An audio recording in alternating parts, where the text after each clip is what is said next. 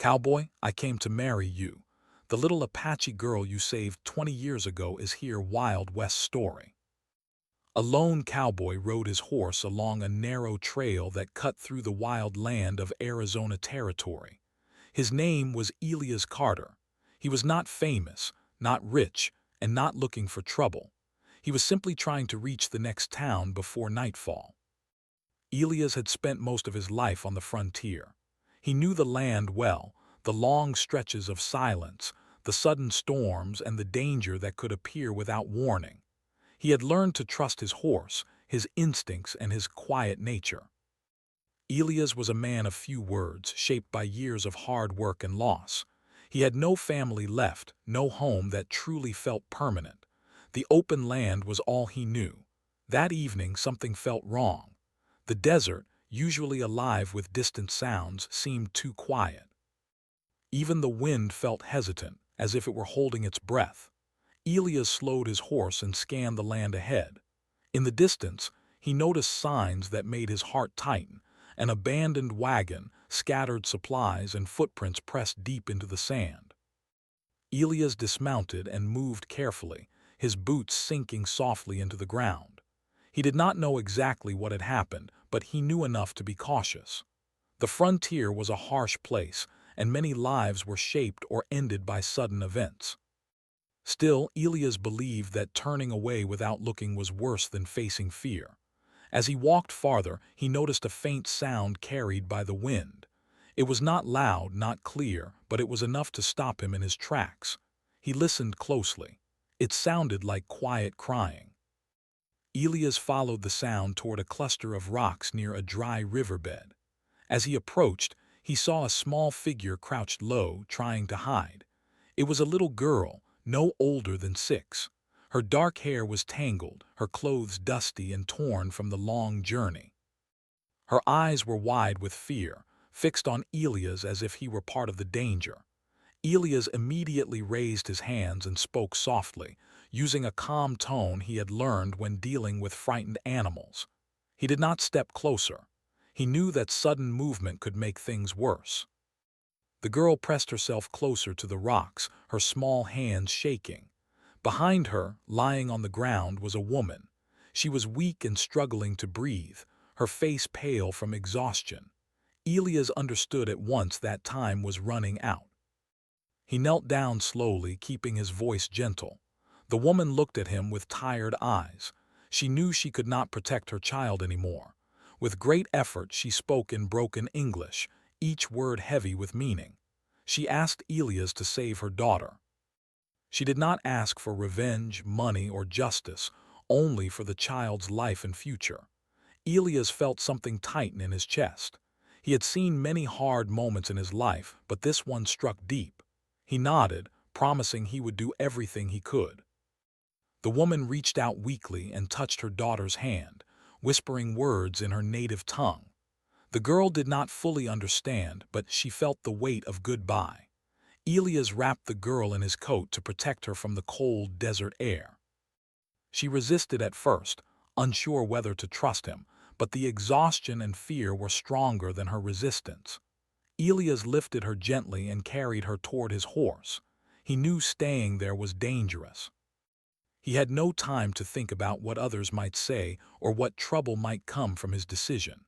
He mounted his horse, holding the child securely, and rode away from the riverbed as quickly as the land allowed.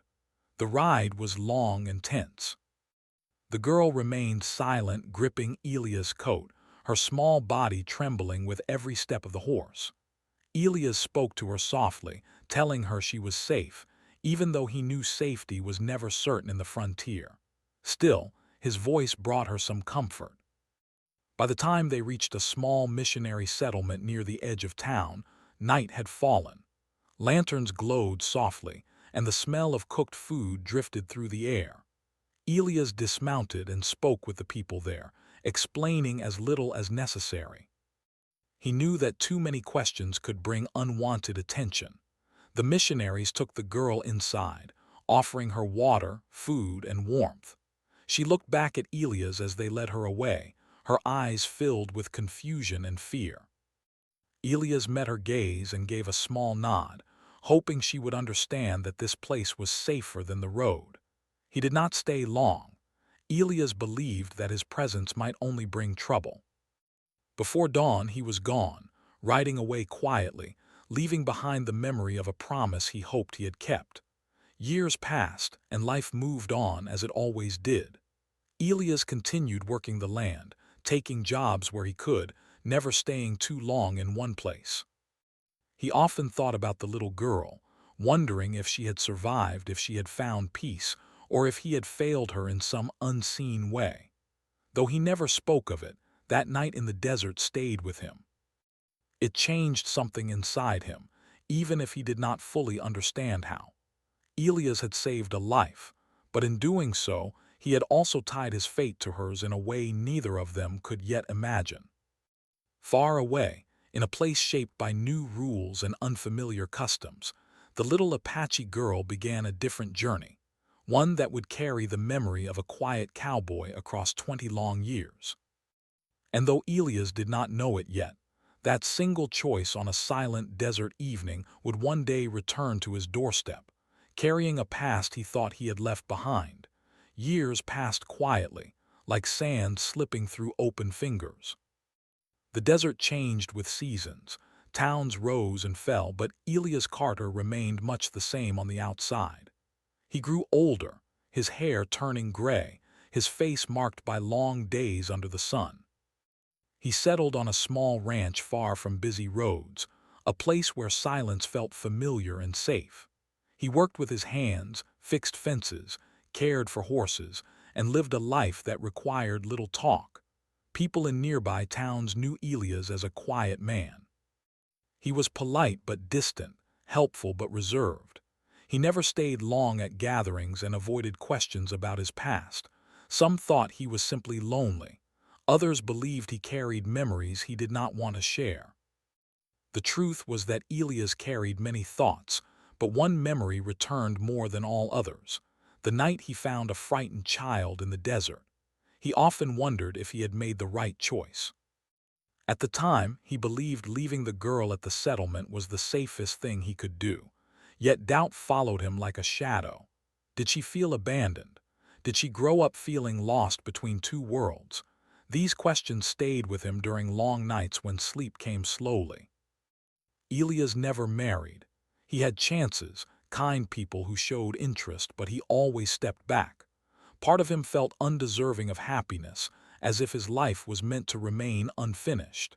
He told himself that the land was enough, that freedom mattered more than companionship. But deep down, he knew he was afraid of forming bonds he might one day lose. As the years passed, Elias became known as a reliable rancher. He helped neighbors during hard seasons, shared tools, and offered work to those in need. Yet he never allowed anyone too close. His home remained simple, with few personal items. Only one thing he kept hidden: a small woven band the girl's mother had pressed into his hand before he left. He did not know its full meaning, but he kept it carefully, a reminder of a promise made long ago. Far away, the little girl grew into a young woman. Her new name was Anya. She was raised in the settlement with care, taught to read, write, and speak well. She learned skills meant to help her survive in a changing world. Still, something inside her always felt incomplete. Though she was treated kindly, she never forgot where she came from. As a child, Anya often dreamed of the desert. She remembered warm sand, wide skies, and the calm voice of a man who carried her away from fear. The memory stayed with her, growing clearer as she aged. She remembered his eyes, his horse, and the way he wrapped her in his coat to protect her from the cold night air. As Anya grew older, she began asking questions about her past. At first, the adults avoided answers, believing they were protecting her. But she persisted. Eventually, she learned the truth about her mother, her people, and the difficult choice made to save her life. She also learned about the cowboy who brought her to safety. That knowledge changed her. She no longer saw herself as someone who was simply rescued. She saw herself as someone whose life existed because of a single brave decision. Gratitude filled her heart, but so did confusion. She felt caught between two worlds, one she remembered only in pieces, and one that shaped her daily life. Anya worked hard, becoming strong and independent. She learned to help others, to listen carefully, and to observe quietly. People admired her calm nature and sharp mind. Yet inside, she carried a question she could not ignore. Who was the man who saved her, and why did he leave? As years went by, Anya heard stories of the frontier, of cowboys and ranchers still living quiet lives on the land. One day, she came across a traveler who mentioned a man named Elias Carter. The name struck her like a sudden breeze across still water. Something deep inside her knew this was the man. From that moment, Anya felt a pull she could not explain. She began gathering information, listening carefully and remembering every detail she could. She found old records, asked careful questions, and slowly confirmed what her heart already believed. Elias Carter was still alive, still living in the desert. The idea of meeting him both excited and frightened her. What if he did not remember her? What if he regretted saving her? What if her presence brought pain instead of peace? These thoughts kept her awake many nights. Yet the desire to see him, to understand her past, was stronger than fear. Anya remembered her mother's last words, spoken softly in their native language. She had been too young to fully understand at the time, but now the meaning was clear. Her mother believed that honor, gratitude, and connection were important above all else. That belief shaped Anya's purpose. Meanwhile, Elias continued his quiet routine, unaware that the past was slowly moving toward him. He felt time weighing heavier each year. His body tired more easily, and his thoughts turned often to things left undone. He sometimes wondered if the girl was still alive, and if she ever thought of him. On certain evenings, Elias would sit outside his home, watching the sun sink behind the hills. He would imagine the child grown into a woman, living a life far from danger. That thought gave him comfort. He never imagined that their paths would cross again. Anya prepared carefully for her journey. She knew the road would be long and uncertain. She packed only what she needed, carrying with her strength built over years of patience and learning. She was no longer the frightened child hiding behind rocks. She was a woman shaped by loss, survival, and purpose. As she traveled closer to Elias' land, Anya felt emotions rise within her: gratitude, nervousness, and hope. She practiced the words she might say, though she knew no words could fully express what she felt. She did not know how Elias would receive her, but she knew she had to try. Back at the ranch, Elias felt a strange restlessness he could not explain. The days felt longer, the nights quieter than usual. He brushed it off as age, unaware that something important was approaching. Two lives, shaped by the same moment long ago, were moving slowly toward each other again.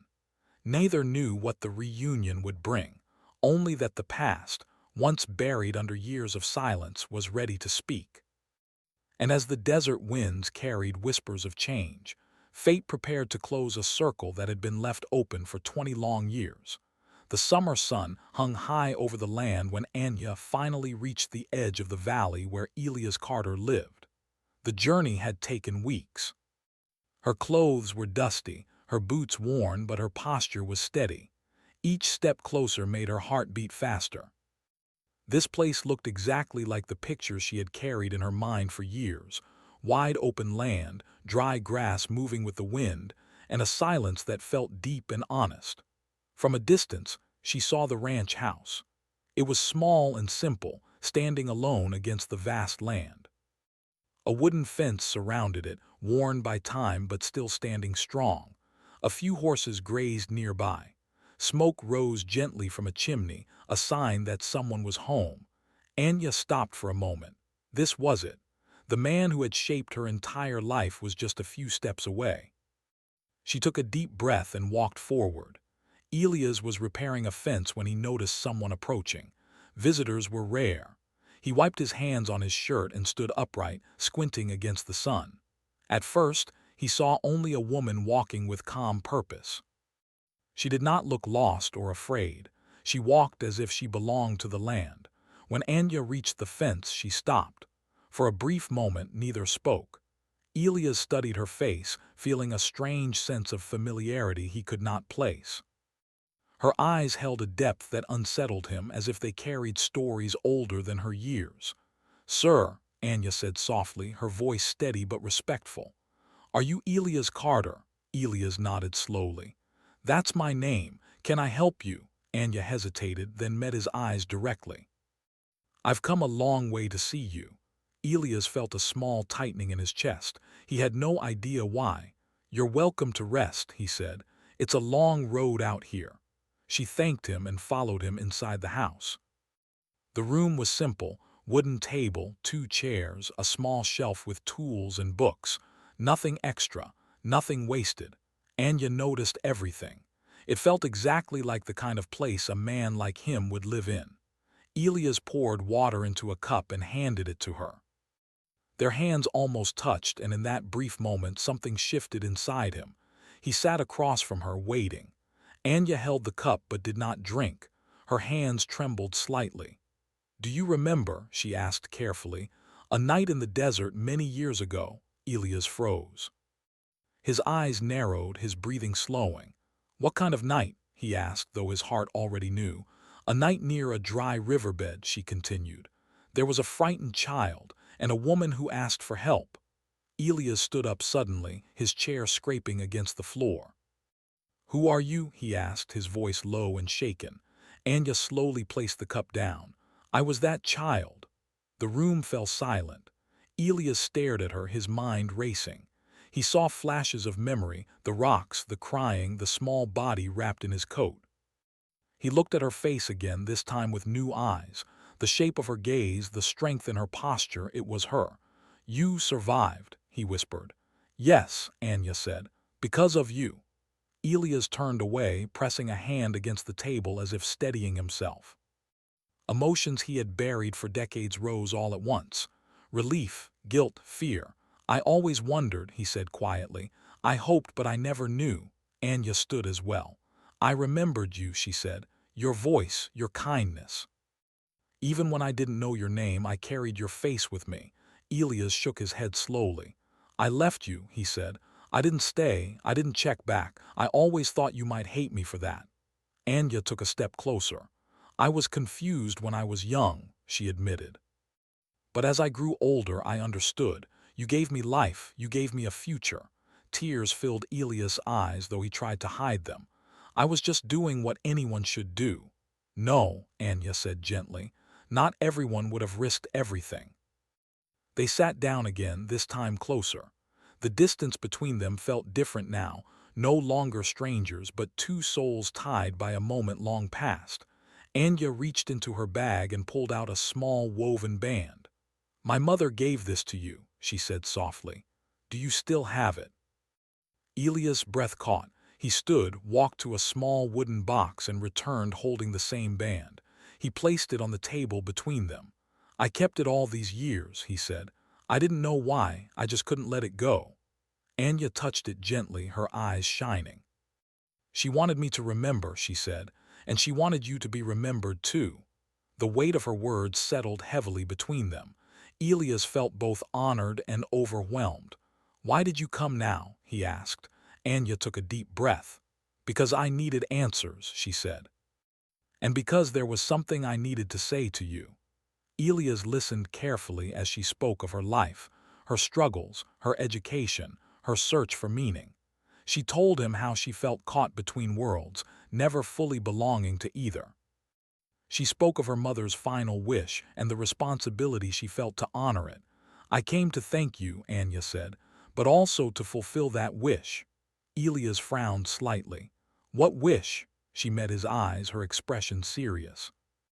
"My mother believed that bonds created by saving a life were sacred. She believed gratitude should be shown through lifelong loyalty." Elias felt uneasy.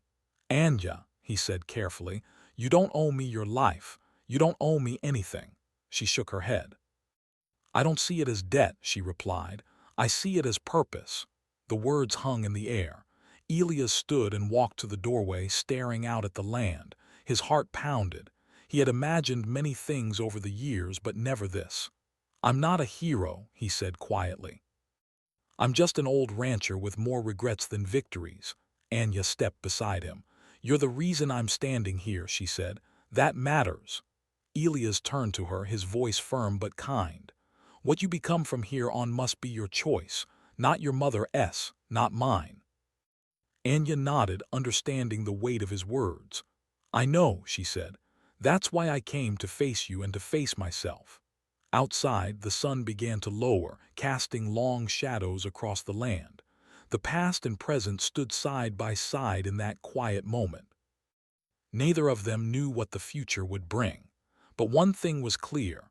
The story that began in fear had returned in truth, and both their lives would never be the same again. The days that followed were quiet but heavy with unspoken thoughts. Anya stayed at the ranch, sleeping in a small room Elias prepared for her. He offered her food, water, and a place to rest, but he kept his distance, unsure of how to behave. Every movement felt careful, as if one wrong step might break something fragile between them. Each morning, Anya woke early and stepped outside to watch the land come alive. The sunrise over the valley filled her with calm.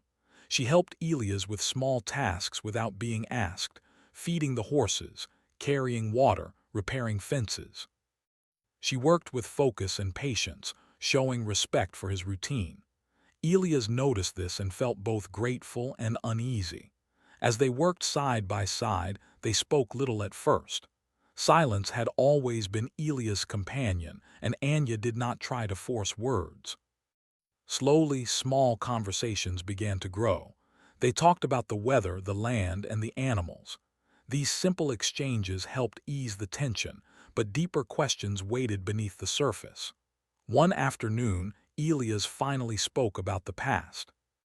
"I thought about that night more times than I can count," he said while fixing a fence.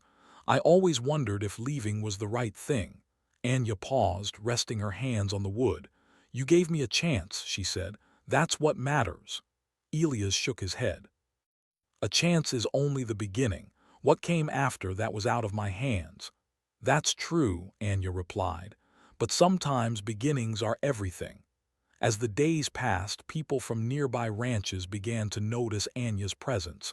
Some were curious, others were suspicious. The frontier was not always kind to what it did not understand. Whispers followed her when she rode into town for supplies. Elias saw the looks, heard the quiet comments, and felt anger rise inside him. One evening, after returning from town, Anya sat quietly at the table. "They don't trust me," she said calmly. "They don't know you," Elias replied. "That's their problem." Anya smiled faintly. "I've lived with that my whole life." The pressure from the outside world slowly crept into the ranch. Elias worried that Anya's presence would bring trouble. He feared that people would judge her harshly or treat her unfairly. More than that, he feared what her expectations might mean for both of them. One night, Anya finally spoke the words Elias had been avoiding. "I know what you're thinking," she said softly, "about why I came." Elias looked at her, his face tired. "I don't want you to feel bound to me," he said. "What you said before, it weighs on me." "I understand," Anya replied. "But you should know I didn't come only because of my mother's wish. I came because I needed to face the truth of my life." Elias leaned back in his chair. "And what truth is that?" "That I've always felt divided," she said. "Saved but lost, grateful but unsure. Meeting you helped me understand that my life is my own now." Elias listened carefully. Her words carried honesty, not pressure. Still, his heart felt heavy. "I'm much older than you," he said, "and my life is simple. I don't have much to offer." Anya met his gaze steadily. "I didn't come here looking for comfort or reward," she said. "I came looking for clarity." The following days brought moments of closeness and distance in equal measure. Sometimes they laughed over small things, a stubborn horse, a broken tool. Other times silence returned, filled with thoughts neither knew how to share. Elias struggled deeply within himself. He felt respect for Anya's strength and intelligence. He admired her patience and courage. But he also felt fear, fear of misunderstanding her intentions, fear of being judged, and fear of crossing lines that should not be crossed. One evening, a group of men from town came to the ranch.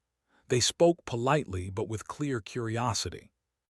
Their questions were careful, but their eyes searched for answers. Elias stood firm, making it clear that Anya was welcome and under his protection. After they left, Elias felt the weight of responsibility press down on him. "You shouldn't have to face this because of me," he told Anya. She shook her head. "I've faced worse," she said. "What matters is that I'm choosing to be here." That word choosing stayed with Elias long after the conversation ended. He realized that Anya was not acting from obligation, but from strength. She was not asking him to decide her life. She was asking him to respect her choices. One night, Elias finally spoke from his heart. "Saving you all those years ago wasn't a promise," he said quietly. "It was a moment, and moments shouldn't control a lifetime." Anya listened carefully. "Then let this moment be different," she said. "Let it be honest." Elias nodded slowly. He understood then that the real test was not about the past, but about what they would choose now. The bond between them was real, but it needed to be shaped with care, respect, and truth. As the stars filled the sky, Elias felt something he had not felt in many years, hope mixed with fear. He did not know what the future would bring, but he knew that avoiding the truth would only bring regret. The ranch stood quiet under the night sky, holding two lives at a crossroads. The past had led them here, but the future would be written by the choices they made next. The morning came gently, as if the land itself understood the weight of the moment. A soft breeze moved through the grass, and the sky slowly changed from dark blue to pale gold. Elias stood outside his house, watching the horizon like he had done so many times before. But this morning felt different. His thoughts were clearer, even though his heart felt heavy. Anya stepped outside soon after. She paused when she saw him, then walked to stand beside him. For a while neither of them spoke.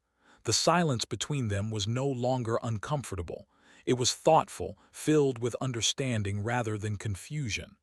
"I didn't sleep much," Elias said finally. "Neither did I," Anya replied softly. They both knew this day would bring answers, not the kind written in books or decided by others, but answers that came from honesty and courage. Elias turned to face her fully.